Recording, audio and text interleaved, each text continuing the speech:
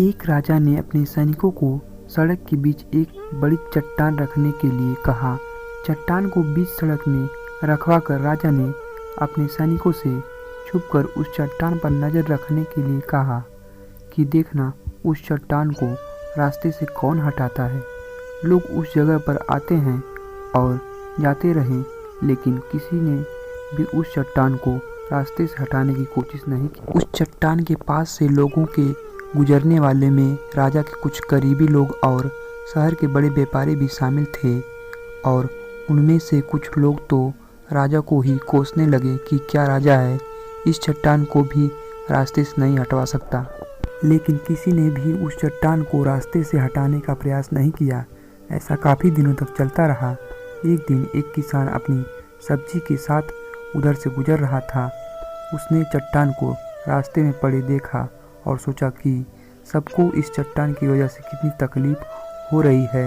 उसने अपनी मजबूत लाठी से उस चट्टान को एक तरफ धकेलने की कोशिश शुरू कर दी। काफ़ी कोशिश के बाद वह उसे सड़क से हटाने में कामयाब हो गया।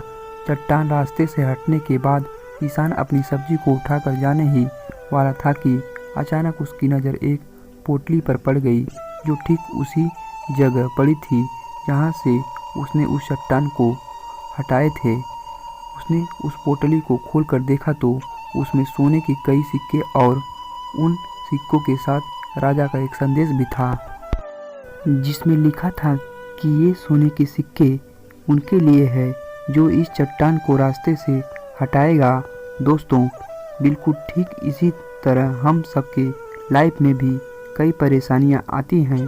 कुछ लोग उन परेशानियों से बचकर निकल जाते हैं और कुछ रास्ता बदल देते हैं, और चंद लोग ठान लेते हैं उन परेशानियों का हल निकाल लेने की, और ऐसे ही लोग मुश्किलों में संभावनाएं और संभावनाओं में छिपे अवसर खोज लेते हैं।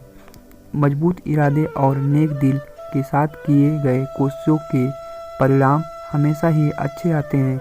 इसलिए जीवन की परेशानियों से घबराओ मत, बल्कि उन परेशानियों को हल करने की कोशिश करते हुए सफ़र में आगे बढ़ते रहो। दोस्तों, अगर हमारी कहानी आपको पसंद आई हो तो हमारी वीडियो को लाइक, चैनल को सब्सक्राइब करें।